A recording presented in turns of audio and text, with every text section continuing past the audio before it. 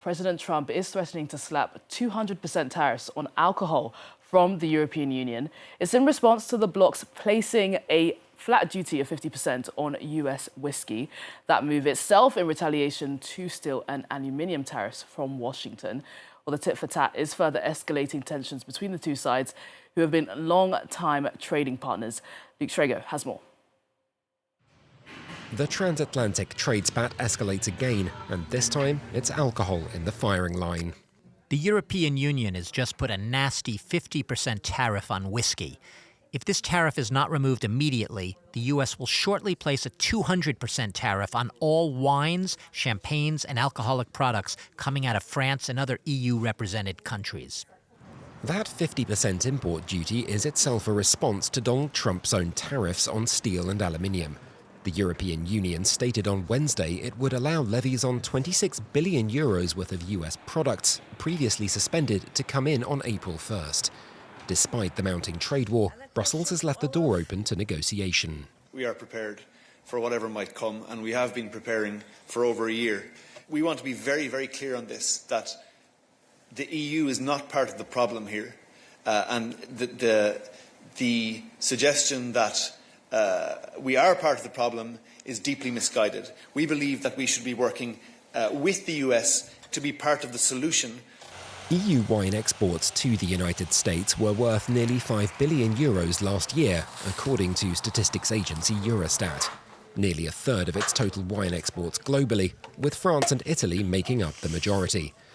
The sector saw a major slowdown last time Donald Trump was in office, with far less extreme tariffs in place.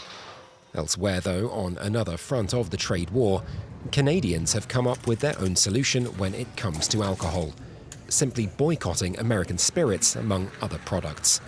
But in the meantime, Europe's alcohol industry faces an uncertain future.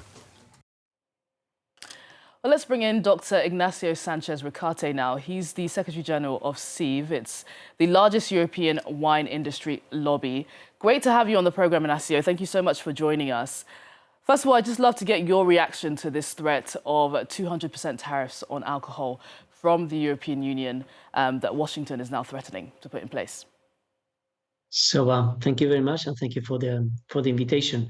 When we heard about Donald Trump announcement, we shake, because 200% tariffs on EU wines means de facto that the US market will be closed to our wines. There is no way that EU wines will be able to reach the market with such a huge tariff imposed to us. And just speak to us more about this impact this move could have. Have you been speaking to business owners, for example? Just talk to us about the impact. So you need to imagine that 27% of our exports globally go to the United States, and our best wines reach the markets. I mean, US wine consumers love our wines, and they have a very good tasting. So from one day to the other, we will be stopping shipping our wines there, because there's no way we can sell them with 200%. Immediately, it will be a 5 billion euros stop impact.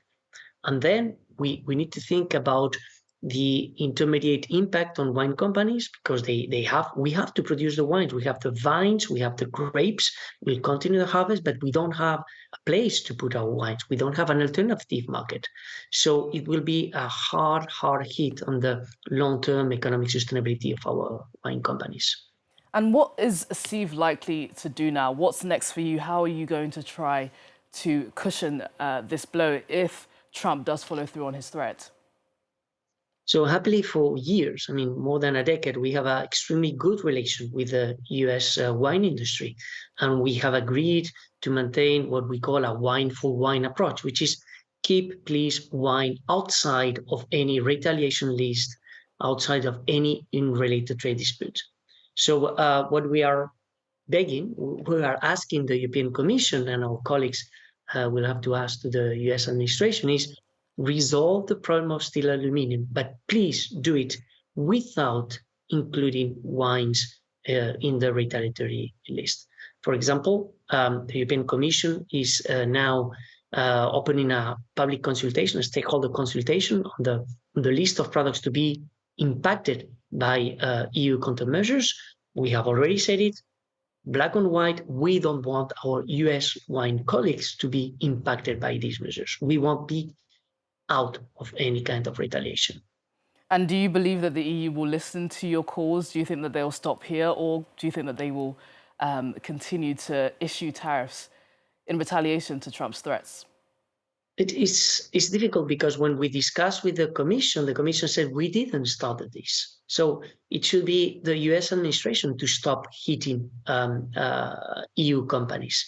I remain relatively optimistic that the period that the Commission is proposing to the Trump administration to negotiate this dispute, so these 15 days, between now and the entry into force of the first set of tariffs, or 1 month before the new EU tariffs will be implemented.